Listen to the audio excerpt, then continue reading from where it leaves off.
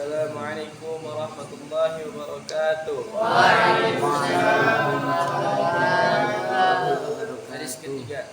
An Ibnu Abbas radhiyallahu anhu annahu kana mu'takifan fi masjid Rasulullah sallallahu alaihi wasallam wa dahu rajulun fasallama alaihi thumma jalasa faqala lahu Ibnu Abbas ya fulan araka muktaiban hazinan qala na'am ya ibn ammi Rasulillah li fulanin alayya haqqun ala wa hurmati sahibi hadha qabri ma aqdiru alayhi qala Ibnu Abbas radhiyallahu anhuma afala ukallimuhu fika qala in ahbabta qala فنعل ابن عباس رضي الله عنهما ثم خرج من المسجد قال له الرجل أنسيت ما كنت فيه قال لا ولكني سمعت صاحب هذا القبر والعهد به قريب فدمعت عيناه وهو يقول من مشى في حاجة أخيه وبلغ فيها كان خيرا له من اعتكاف 10 سنين ومن اعتكف يوما ابتغاء وجه الله جعل الله بينه وبين النار 3 خنادق أبعد مما بين الخالفين. Dari Sayyidina Ibnu Abbas radhiyallahu anhu bahwa ia sedang beriktikaf di masjid baginda Nabi sallallahu alaihi wasallam. Lalu seseorang datang dan memberi salam kepadanya. Kemudian ia duduk. Sayyidina Ibnu Abbas radhiyallahu anhu bertanya, "Wahai fulan, aku melihatmu sedang gelisah dan sedih. Atau apa yang telah terjadi?" "Benar, wahai putra paman baginda Nabi sallallahu alaihi wasallam, aku punya tanggungan utang kepada si fulan. Demi kemuliaan penghuni kubur ini atau kubur baginda Nabi sallallahu alaihi wasallam, aku belum sanggup melunasinya." Jawab orang itu. Sayyidina Ibnu Abbas radhiyallahu anhu berkata, "Bolehkah aku berbicara untuk membantumu dengan orang yang memberikan hutang kepadamu itu?" Jawabnya, "Baik, jika engkau bersedia." Maka Sayyidina Ibnu Abbas radhiyallahu anhu segera mengenakan sandalnya dan keluar dari masjid. Orang itu bertanya, "Apakah engkau lupa bahwa engkau sedang beriktikaf?" Sayyidina Ibnu Abbas radhiyallahu anhu berkata, "Tidak, aku tidak lupa. Sesungguhnya aku telah mendengar penghuni kubur ini, sedangkan waktu perpisahanku dengan beliau belum lama." Ketika itu mengalirlah air mata Sayyidina Ibnu Abbas radhiyallahu anhu bersabda bahwa barang siapa yang pergi demi menunaikan hajat saudaranya dan sungguh-sungguh berusaha, maka itu lebih baik baginya daripada itikaf 10 tahun.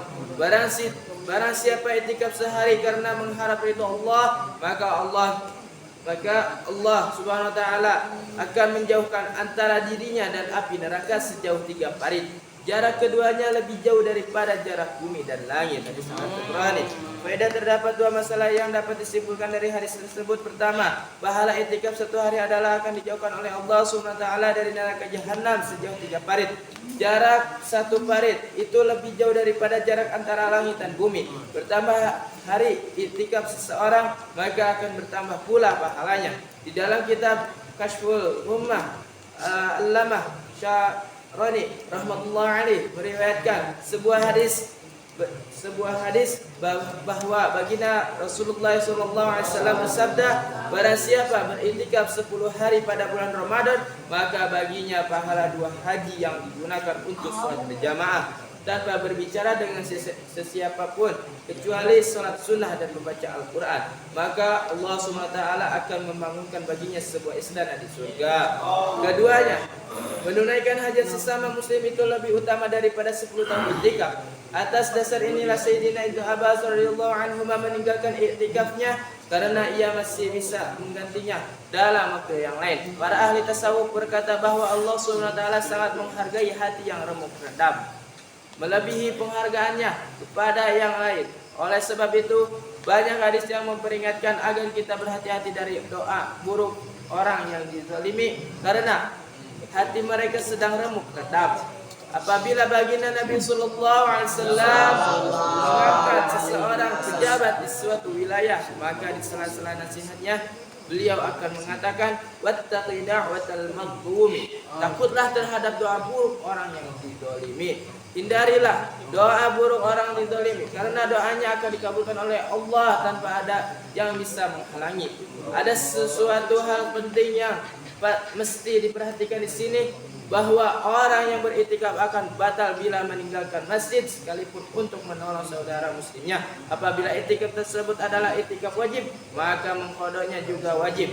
Baginda Nabi SAW juga tidak pernah meninggalkan masjid kecuali untuk buang hajat atau berwudu ketika itikaf. Mengenai Sayyidina Ibnu Abbas radhiyallahu anhu yang meninggalkan itikafnya demi menolong sahabatnya, maka hal itu sama seperti kejadian dalam sebuah pertempuran ketika ada seseorang sahabat yang hampir mati kehausan, tetapi ia tidak meminum air yang disediakan untuknya karena di sebelahnya ada sahabat lain yang terluka yang juga dalam kehausan. Ia mengutamakan orang lain daripada dirinya sendiri. Mungkin juga ketika itu Sayyidina Ibnu Abbas radhiyallahu anhu sedang beritikaf nafil atau yang tidak dibatasi waktunya, sehingga dibolehkan menghentikan itikafnya atau tanpa harus mengganti di waktu yang lain. Dalam penutup risalah ini akan saya kutip sebuah hadis panjang yang berisi tentang keutamaan Ramadan. Alhamdulillah, qad istama'na hadisan min ahadits Rasulullah sallallahu alaihi wasallam. Insyaallah khairul amal wa tabligh. Wala nansa an jari salat tahajjud wa duha. Kama di hadzal majlis, bina nafatu wa la kifratu majlis. Subhanallah. Assalamualaikum warahmatullahi wabarakatuh.